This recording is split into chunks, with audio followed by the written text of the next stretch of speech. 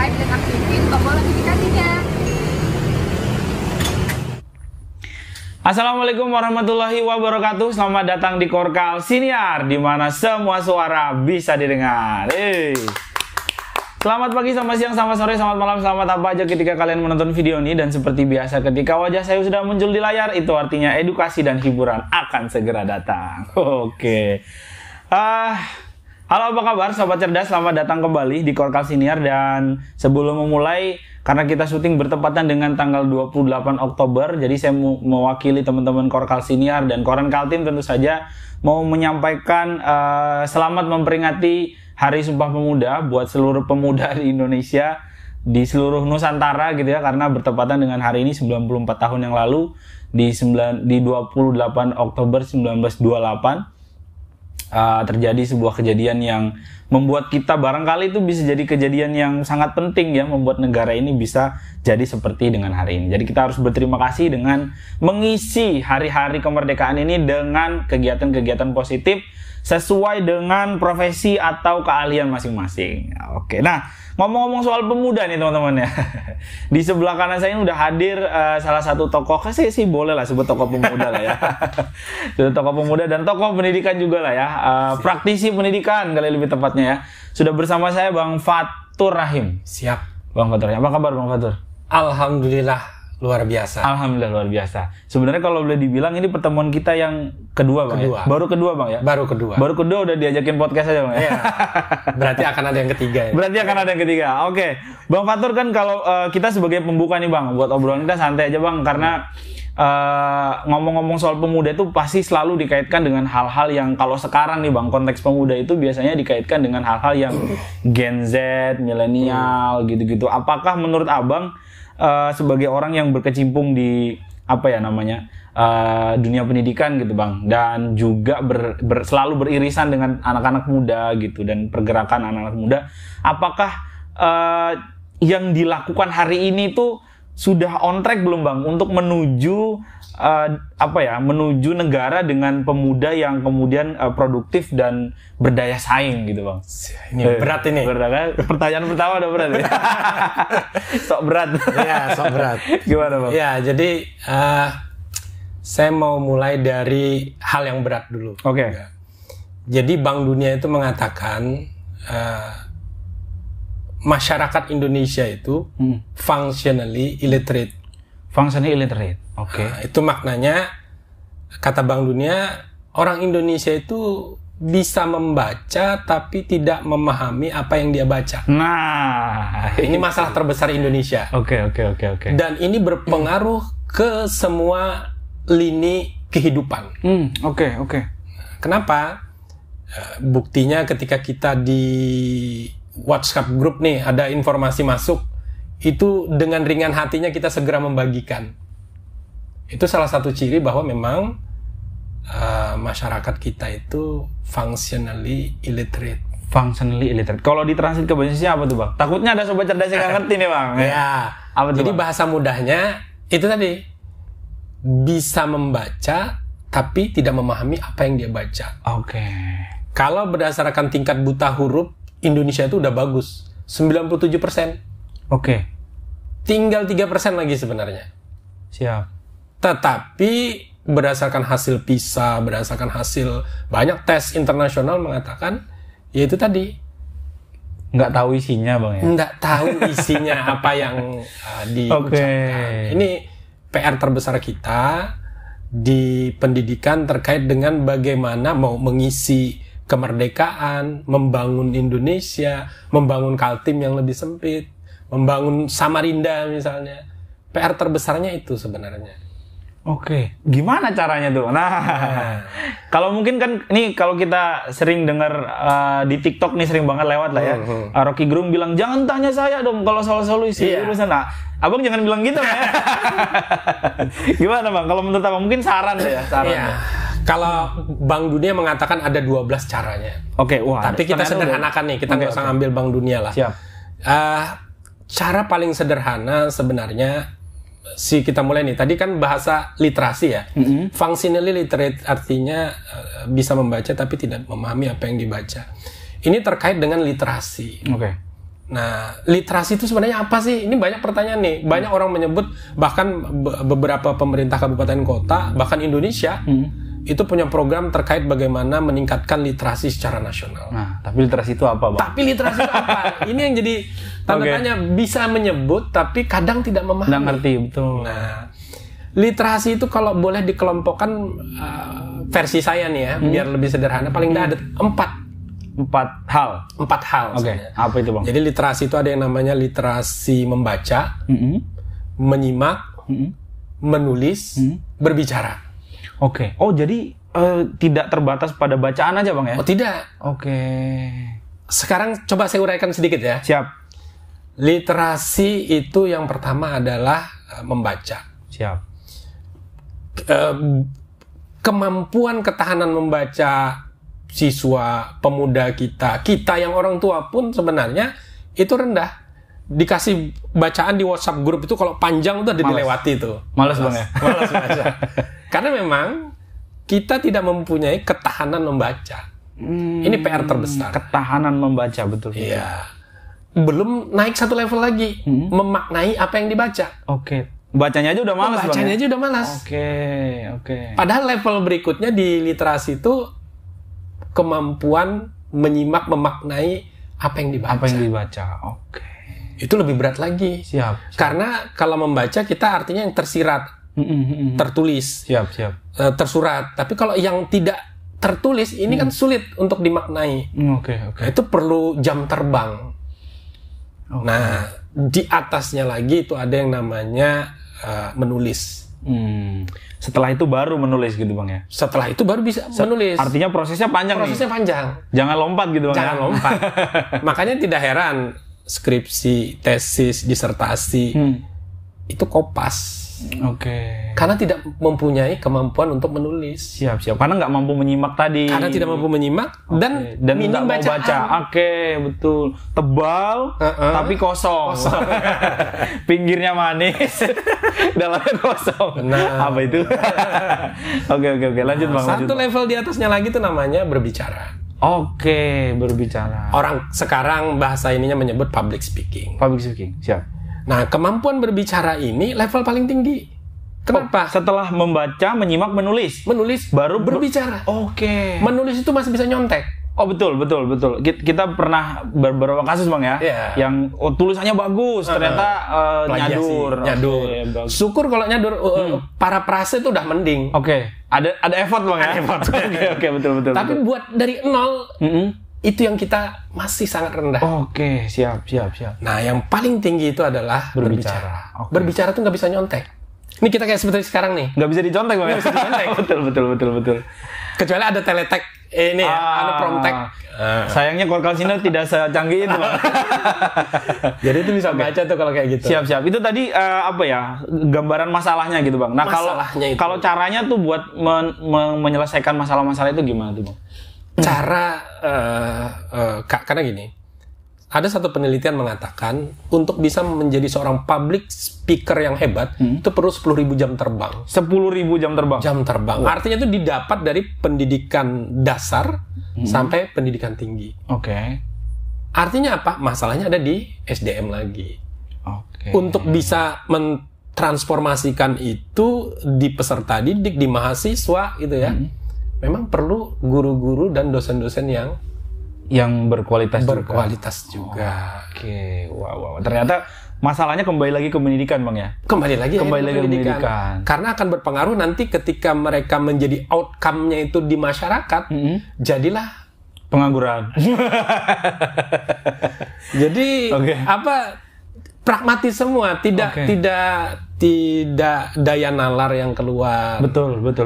Tidak solutif, tidak kreatif, tidak inovatif, membaca situasi yang ada saat ini. Oke, tiba akal aja. Nah, itu dia. Ini yang sayang sekali sebenarnya. Siap. Padahal kan kalau kita sering banget tuh denger, Bang, kalau di ceramah-ceramah atau pidato-pidatonya pejabat-pejabat, terutama di Indonesia lah, yang bilang nanti Indonesia tuh bakal ada bonus demografi. Nah, itu kan artinya bahwa teman-teman muda gitu ya, adik-adik tingkat saya nih yang mungkin usia 20-an di tahun 2030 kalau nggak salah ya, itu jumlahnya bakal banyak sekali. Nah, kalau kemudian banyak tapi nganggur Itu- jadi beban negara, nah, itu kan jadi masalah baru gitu Bang. Nah, apakah cara-cara ini sebenarnya nggak dilakukan oleh pemerintah atau gimana Bang? Itu kan bencana demografi namanya. Bencana demografi, waduh. Bukan bonus demografi. Bukan bonus tapi bencana ya. Bencana demografi. Jadi Oke. kita itu kata Bank Dunia, bahasa sederhananya itu Anda itu selalu melakukan kesalahan yang sama dan selalu diulang. Oke. Bahasa mudahnya gini. Anda itu sakit. Oke. Sakit Anda itu cacingan. Minumlah obat cacing. Itu bahasa kasarnya tuh. Oke, siap. Lalu kita dengan PD-nya mengatakan, no, kami tidak sakit. Ini hanya kurang gizi. Oke. Kita hanya cukup perlu minum 4 sehat 5 sempurna, susu gitu ya. Itu udah cukup. Oke. Nah, padahal itu bukan obat, itu suplemen. Oke. Apa yang kita lakukan selama ini itu sebenarnya suplemen di dunia pendidikan. Oke. Tidak menyentuh Inti permasalahan. inti permasalahan. Oke. Kenapa? Karena puluhan tahun kita mengikuti tes-tes yang ada di level internasional, hasilnya selalu berada 10 di bawah. di bawah. Oke. Tidak pernah naik, dan kita selalu senang melakukan tes. ikut tes, Iya. tes ini, tapi tidak pernah dari tes itu tindak lanjutnya mau diapakan. Oh. Itu yang tidak pernah kita lakukan. Atau kalau dilakukan pun tidak benar-benar menyentuh ke inti dari persoalannya. Oke. Ternyata sebenarnya kalau dilihat ini kan kalau ngomongin pendidikan ini secara apa ya? Secara gampangnya adalah sekolah gitu Bang ya. Iya. Secara gampangnya adalah sekolah. Saya pernah ngobrol sama salah satu penulis sejarah gitu Bang di Kalimantan Timur, yang saya tanya, bisa nggak sih bahasa daerah itu diajarkan di sekolah? Jawaban beliau, kalau nonton Bang, jawaban beliau nggak bisa, nggak efektif. Karena bahasa itu bisa diajarkan justru di pergaulan sehari-hari. Nah, apakah hal-hal semacam ini juga disadari nggak sih sama sekolah Bang? Karena belakangan ini kan kita lihat banyak sekali hal-hal yang sepertinya berusaha dimasukkan ke dalam kurikulum. Tapi yang Abang bilang tadi nggak menyentuh inti permasalahannya. Gitu. Jangan-jangan program-program yang ada ini sebenarnya cuman cover doang gitu Bang. Ya. Tapi inti masalahnya nggak diselesaikan gitu. Jadi kita tuh kadang sering latah. Ada program baru, inovasi ceritanya nih dari satu negara. Ceritanya ya, kita ikut. Oke. Ada ini baru, seolah-olah baru, kita ikut. Ikut juga. Padahal sederhananya gini. Ilmu pengetahuan itu ketika dia bersentuhan, mata pelajaran yang diajarkan di sekolah, di perguruan tinggi, ketika itu bersentuhan dengan problem real di lapangan, di masyarakat, disitulah yang namanya pembelajaran bermakna itu terjadi. Oke, siap. Kalau dia tidak bersinggungan, hanya berdiri sendiri, nggak bisa. Fisika berdiri sendiri, Pancasila berdiri sendiri, enggak. Makanya tujuan nasional kita, tujuan pendidikan nasional kita tidak seperti itu. Tujuan pendidikan nasional kita jelas untuk membangun sikap, pengetahuan, keterampilan. Sikap, pengetahuan, keterampilan. Jadi satu. Itu bahasa sederhananya gitu. Siap. Sesuai dengan undang-undang sistem pendidikan nasional kita. Jadi tidak untuk menciptakan jago matematik, jago fisika, jago kimia. Tapi faktanya gitu Bang ya sekarang ya. Ya, itu kesalahannya sebenarnya. Makanya sekarang kita mengenal yang namanya STEM education. Oke, apa itu Bang STEM education? STEM education itu bahasa mudahnya itu pendidikan itu harus tematik integratif. Pendidikan harus tematik integratif. Ya, tematik integratif itu artinya ketika kita belajar integral di matematik, itu harus ada benang merahnya ke kehidupan nyata. Oke. Pasti itu. Siap. Ketika kita belajar atom, ketika kita belajar kimia asam basa, itu sebenarnya di lapangan itu seperti apa sih? Prakteknya apa gitu. Iya. Oke. Implementasinya gimana Bang? Ya sebatas melaksanakan rutinitas gitu ya. Rutinitas. Mohon maaf. Ini yang harus memang kita perbaiki ke depan. Jadi sayang sekali bonus demografi jangan sampai menjadi bencana demografi. Bencana demografi. Oke. Tapi kan saya dengar di Eropa lagi kesulitan SDM nih Bang ya. Bisa lah dieksplor ya. Sebagai solusi singkat Bang ya. Oke. Nah, tadi kan kita agak jadi sedikit lebih dalam ke pendidikan Bang. Walaupun sebenarnya tema apa ya yang ingin saya tanyakan terutama tadi adalah bagaimana kemudian pemuda kita gitu bisa jadi pemuda yang nggak cuman tadi gitu tiba akal bingung nih mau bekerja apa nih mau menghasilkan apa, akhirnya apa yang ada di depan mata kemudian hanya dilakukan secara menjadi apa Bang ya, jadi semut pekerja gitu Bang. Ya, jadi gini. Saya kadang menggunakan istilah yang agak kasar ya. Dengan banyak anak muda lah kalau saya bertemu. Saya katakan seorang pemuda siapapun itu mau tua tapi kalau dia masih berjiwa muda gitu ya, tetap bisa kita katakan pemuda. Kemampuan brandingnya itu, kemampuan menjual diri dalam tanda petik itu kan brandingnya. Betul. Itu yang penting sebenarnya, yang harus disiapkan. Dari mana? Karena orang nggak akan kenal dengan Anda kalau Anda tidak membangun brand sendiri. Siap. Begitu banyak orang terkenal melalui platform media sosial tanpa melalui pendidikan formal. Ini bahaya nih. Oh bahaya Bang ya? Bahaya. Oh harus disimak nih teman-teman. Gimana Bang? Kenapa bahaya Bang? Ya artinya apa? Instan nih. Basic daripada pengetahuan hubungan dengan lawan bicara, komunikasi itu perlu pembiasaan, nggak bisa ujuk-ujuk tiba-tiba. Makanya banyak yang terkenal melalui platform media sosial naik jatuh. Karena nggak ada basicnya. Nggak ada basicnya. Itulah sebenarnya sekolah di situ. Tapi kalau sekolah hanya atau perguruan tinggi hanya untuk melahirkan sebuah lembaran yang bernama ijazah, kata Rocky Gerung juga.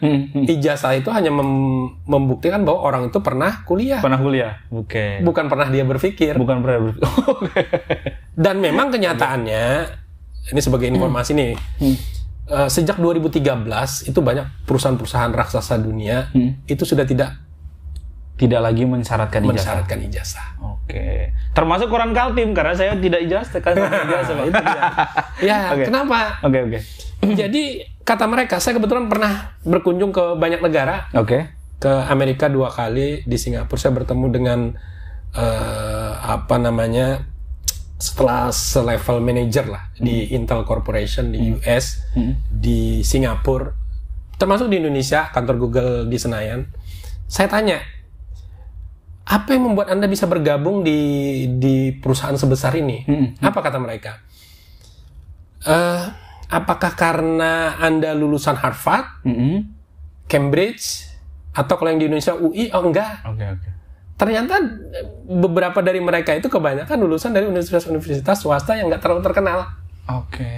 Oh, mungkin Anda ini cum laude, bilang kan? Betul. Bisa jadi kan cum laude walaupun dia ini. Oh enggak juga, IP-nya 2,5 ke bawah. Waduh. Kalau kita kan berharapnya enggak, hampir mustahil di bumi Indonesia ini saat ini IP segitu kan rasanya hampir mustahil. 3, ke bawah aja rasanya masih malu Bang ya. Malu. Jadi IP-nya jujur katanya 2,5 ke bawah. Aduh, siap. Kita bilang lalu apa? Jadi memang tidak mengutamakan ijazah, yang diutamakan itu adalah kemampuan public speaking. Kenapa public speaking yang di ini? Ya karena kami secara tidak langsung adalah tenaga pemasaran. Di perusahaan-perusahaan kami sudah tidak ada lagi yang namanya tenaga marketing. Karena semua karyawan itu adalah tenaga marketing. Itu satu.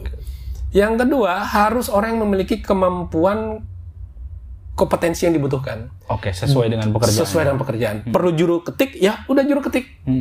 Perlu ini ya ini. Jangan sampai kita melatih mereka lagi. Kayak di Indonesia nih kan, betul, perusahaan merekrut 2 tahun udah pintar keluar. Resign. Sering gitu Bang. Gitu. Nah, ini mereka rugi katanya investasi. Google nggak mau. Intel nggak mau, Microsoft sudah nggak mau yang model kayak gitu. Mereka mau mencari barang jadi, masuk, kerja. Itu dua hal yang mereka tuntut. Jadi ijazah, passing grade enggak lagi. Siap. Saya dengar cerita gitu, anak salah satu komika nasional yang sekolah di Amerika, pas dites di Indonesia dia kelas 4 atau kelas 5 gitu. Nah, pas di sana pas dites ini kayaknya nih harusnya kelas 6 gitu atau harusnya dia kelas di atasnya gitu, karena yang dia pelajarin pelajarannya dia lebih berat daripada yang di sini. Berarti pendidikan kita lebih bagus, one step ahead atau gimana, Bang? Ini pertanyaan menarik. Jadi sebenarnya kita itu melebar, pendidikan kita tuh melebar. Bukan deep. Itu. Jadi kita itu banyak tapi tidak dalam. Banyak tapi tidak dalam. Banyak tapi tidak dalam. Itu masalahnya. Nah, supaya dia dalam, itulah tadi yang saya katakan STEM education itu mulai PAUD sampai perguruan tinggi itu harus mengarah ke sana pendekatan pendidikan kita. Siap. Kalau saya kasih pertanyaan gini, Bang. Apa sih yang harus dilakukan secara konkret di pendidikan kita supaya kita berubah total? Menterinya ganti. Waduh, takut. Gak apa-apa. Menterinya ganti, Bang. Ya? Menterinya ganti. Kenapa, Bang? Kan Nadiem Makarim adalah seseorang yang ya kita harus akui lah dia jenius gitu. Kurang jenius kah atau gimana? Atau terlalu jenius jangan-jangan untuk orang Indonesia? Pertama, beliau itu di satu bidang kita harus akui. Saya harus akui kemampuan dia di satu bidang itu. Siap. Tetapi di bidang pendidikan sepertinya dia harus belajar banyak. Siap. Termasuk orang-orang di sekitarnya. Ini yang jadi masalah biasanya orang di sekitar. Itu biasanya yang menjadi masalah. Siap. Nah, kebijakan-kebijakan yang ada saat ini yang banyak dipuji orang gitu ya. Dan wajar dipuji karena memang banyak orang tidak paham konteks dan di belakang betul, kebijakan itu semua. Siap. Nah, jadi memang kalau mau ada perubahan yang cukup signifikan, karena itu tadi kita puluhan tahun bermasalah pendidikan kita. Terobosan yang ada di bawah saat ini yang cenderung berjilid-jilid. Kenapa saya katakan berjilid? Kan ada namanya Merdeka 1, Merdeka 2, jilid 3, jilid 4, jilid 5. Seolah-olah pendidikan kita itu tidak tidak difikirkan secara matang, sehingga kebijakan itu ngalir gitu. Tiba masa dibakar. Oke. Ini kita bicara sebagai in a good way, Bang ya. Artinya bahwa yang yang dimaksud oleh Bang Fatur tadi adalah saran perbaikan gitu, saran perbaikan. Karena kita saya lah terutama lah ya, kami di pers itu ngelihat kok kayaknya rumit banget gitu, Bang, urusan ini gitu. Apakah selama ini tuh yang kita lihat yang muncul kemudian masalah-masalahnya itu masalah-masalah yang kayaknya tidak perlu kebijakan serumit itu deh gitu kayaknya gitu, Bang. Kata kuncinya mari kita kembali ke konstitusi. Ada apa di sana, Bang? Nah, ini ada apa di sana? Konstitusi kita mengatakan otonomi daerah. Seluas-luasnya. Bukan cuma otonomi daerah. Ada kata-kata seluas-luasnya. Sehingga memang urusan pemerintahan itu sekarang hanya ada 5. Pusat ya. Itu hanya ada 5. Pendidikan itu tidak masuk yang 5. Tetapi ditambahkan satu pengecualian. Urusan pendidikan itu diambil sebagian. Khususnya untuk yang pendidikan tinggi. Tapi pendidikan dasar, menengah, itu dikembalikan ke provinsi, kabupaten, kota. Nah, menteri kita saat ini terlalu banyak mengurusi pendidikan dasar dan menengah. Padahal itu kewenangannya ada di pemerintah daerah yang tahu persis kebutuhan apa yang diperlukan di daerah itu. Bahkan sekarang perekrutan tenaga P3K pun itu yang merekrut pusat. Yang membayar disuruh daerah. Ini kan aneh, Bang ya? Aneh, bin ajaib ini. Pengen dapat kredit poin dari merekrut, menetapkan, tapi giliran menggajinya suruh daerah. Oke. Nggak tahu keuangan daerah gimana, Bang? Nggak tahu keuangan daerah gimana. Artinya kalau pemerintah bisa fokus ke urusan-urusan strategis nasional, baik itu pendidikan, pertahanan, keamanan, itu jauh lebih fungsional dan berguna bagi bangsa dan negara kita. Oke. Nah, kalau tadi kan Abang sebut itu kewenangan ada di pemerintah daerah atau pemerintah provinsi gitu, Bang ya. Apa sih, Bang, yang bisa dilakukan idealnya gitu? Apakah ya udah pemerintah pusat udah nggak ngeluarin kurikulum nasional lagi, ya? Udah kurikulumnya sesuai dengan kabupaten kota provinsi gitu atau gitu atau gimana, Bang, ekstrimnya tuh, Bang? Kurikulum iya. Karena kurikulum itu mestinya ada di satuan pendidikan di sekolah. Bahkan bisa berbeda antara sekolah yang satu dengan sekolah yang lain. Oke, berarti harusnya nggak ada ujian nasional berarti, Bang ya? Harusnya, dan memang sudah nggak ada. Oke, siap. Udah nggak ada. Artinya di era sebelum Nadiem pun sudah nggak ada itu ujian nasional. Oke. Nah, permasalahan berikutnya adalah kadang tidak sinkronnya. Ada namanya kebijakan gubernur, ada kebijakan bupati, kebijakan wali kota terkait pendidikan, ada kebijakan nasionalnya. Ini yang kadang nggak sinkron. Oke. Kita pendidikan Kaltim mau fokus ke SDM misalnya. Sementara apa yang kita lakukan di bidang pendidikan ini untuk mendukung kebijakan nasional. Padahal kita punya PR sendiri nih. Kaltim punya PR sendiri. Betul. Kabupaten kota di Kaltim punya PR sendiri-sendiri terkait dengan pendidikan. Apa yang harus mereka lakukan? Tetapi biaya ini banyak terserap ke mengamankan, mensukseskan kebijakan nasional. Yang belum tentu sesuai dengan... Yang belum tentu, contoh apa? Akses jaringan. Kita tahu daerah kita Mahulu masih agak sulit. Jangankan Mahulu, Samarinda atau Penajam itu saya pernah punya akses. Blank spotnya begitu banyak. Masih banyak. Okay. Lalu kita memaksakan sekarang kebijakan nasional harus menggunakan ini online, harus ini. Kita harus punya alternatif untuk daerah-daerah semacam ini. Ini yang belum dipikirkan di sana. Kita mau memikirkan di sini, ini mestinya harus kebijakan di level provinsi. Kabupaten kota. Sayangnya resource kita habis, hanya energinya habis. Energi habis, termasuk pembiayaannya juga untuk mensukseskan kebijakan nasional. Oke. Itu siap. masalahnya. Waduh, ternyata kompleks sekali, Bang ya. Kompleks sekali. Tadi sebenarnya kan kalau kita ngomongin Sumpah Pemuda pasti nggak jauh-jauh dari apa sih yang prestasi, apa sih yang. Tapi ternyata menurut saya nih, menurut aku nih lebih penting untuk kita tahu masalah kita apa, Bang ya, sebelum kemudian dapat prestasi yang sekadar topping doang, Bang nih. Prestasi itu cuma bonus. Oke. Bonus. Siap. Berbuat sesuatu mungkin sebagai bagian yang terakhir yang saya sampaikan. Saya itu pernah berkunjung ke banyak negara. Itu tidak ada biaya dari pemerintah kecuali kunjungan saya yang terakhir ke India. Oke, siap. Itu baru ada biaya pemerintah pusat. Siap. Selebihnya itu karena memang mereka melihat apa yang kita sudah hasilkan, apa yang kita tulis, apa yang kita buat. Siap. Lalu kita dipanggil. Ketika saya tanya, mengapa saya terpilih nih, diminta. Ya karena kami melihat apa yang sudah Anda lakukan di negara Anda. Siap. Nah itu tadi pentingnya branding tadi. Berbuat aja terus, jangan pikirkan nanti dapat apa. Oke, berbuat terus, jangan pikirkan dapat apa. Iya. Dipotong di TikTok nanti nih. Siap. Aduh, ini sebenarnya seru banget nih, Bang. Saya pengen lanjut lagi, cuman karena durasi, Bang. Siap.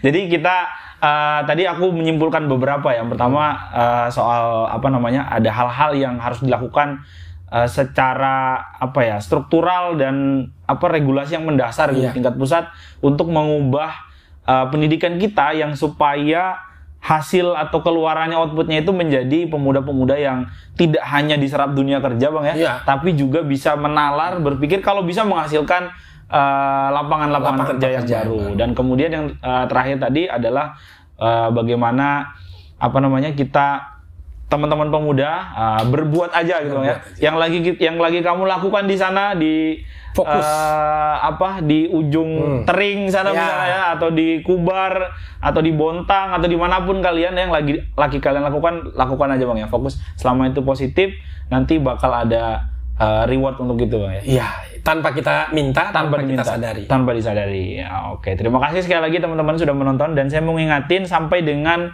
bulan November atau Desember 2022 akan banyak sekali kegiatan-kegiatan dalam rangka memperingati ulang tahun ke-16 Koran Kaltim. Jadi kalian pantengin terus saja Instagramnya Koran Kaltim di @korankaltim.com. Di sana ada informasi-informasi menarik, dan kalau nggak salah dalam minggu-minggu ini kita syuting tanggal 28 Oktober. Dalam minggu-minggu ini bakal ada lomba memancing nih di sepanjangan tepian Tenggarong ya. Jadi selamat menikmati acara-acara yang sudah dibuat, dan kita bakal ada jalan santai juga nanti yang dihadiri oleh insya Allah gubernur hadir nanti. Jadi bakal ada banyak hadiah yang menarik. Jadi jangan meleng ya, pantengin terus pokoknya Instagram Koran Kaltim karena informasinya semuanya ada di sana. Sekali lagi terima kasih Bang Fatut bersedia hadir ke sini, dan teman-teman yang menonton dari awal sampai akhir. Nama saya Rusdi pamit. Assalamualaikum warahmatullahi wabarakatuh. Waalaikumsalam warahmatullahi wabarakatuh.